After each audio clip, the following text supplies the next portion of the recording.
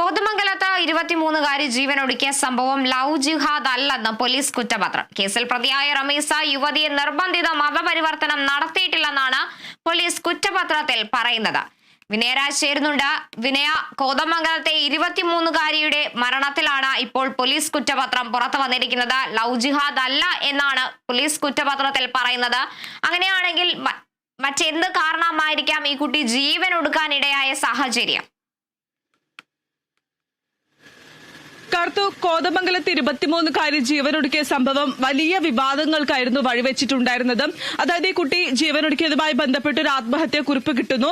ആ ആത്മഹത്യാക്കുറിപ്പിൽ പ്രധാനമായും ഉന്നയിക്കുന്നത് തന്നെ മതപരിവർത്തനം നടത്തണമെന്ന് ആ കുടുംബം നിരന്തരം ആവശ്യപ്പെട്ടു, ഈ യുവാവ് നിരന്തരം ആവശ്യപ്പെട്ടു എന്നായിരുന്നു ഈ ആത്മഹത്യാക്കുറിപ്പിലടക്കം ഈ 23-കാരി വ്യക്തമാക്കിയ ഒരു കാര്യം.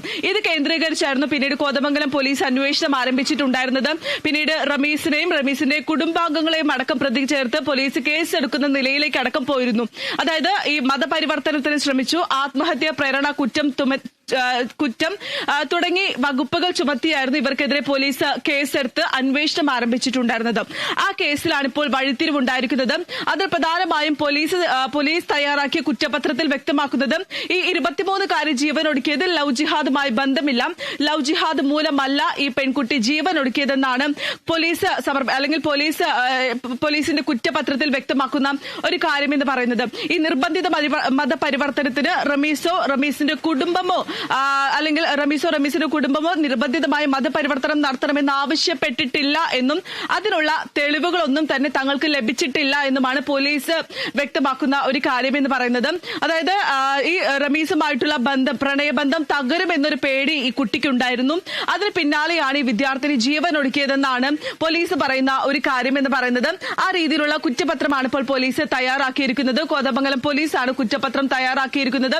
ഇനി ഇത് ഉടനെ തന്നെ കോടതിയിൽ ഹാജരാക്കുമെന്നാണ് മനസ്സിലാക്കുന്നത്.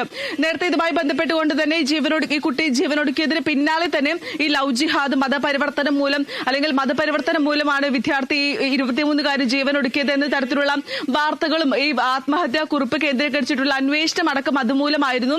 പക്ഷേ അതിനൊന്നും തന്നെ തെളിവ് ലഭിച്ചിട്ടില്ല. ഈ കുട്ടി ജീവനൊടുക്കിയത് മതപരിവർത്തനം മൂലമല്ല, അല്ലെങ്കിൽ മതപരിവർത്തനത്തിന് നിർബന്ധിച്ചു എന്നതുകൊണ്ടല്ല ഈ പെൺകുട്ടി ജീവനൊടുക്കിയതെന്നാണ് ഇപ്പോൾ അന്വേഷണ സംഘം കണ്ടെത്തിയിരിക്കുന്ന ഒരു കാര്യമെന്ന് പറയുന്നത്.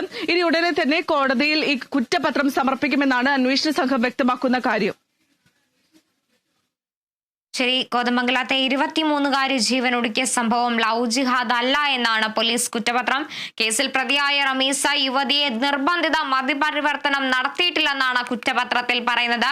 ഉടൻ തന്നെ അന്വേഷണ സംഘം കുറ്റപത്രം കോടതിയിൽ ഹാജരാക്കും. വിനയരാജാണ് വിവരങ്ങൾ നൽകിയത്.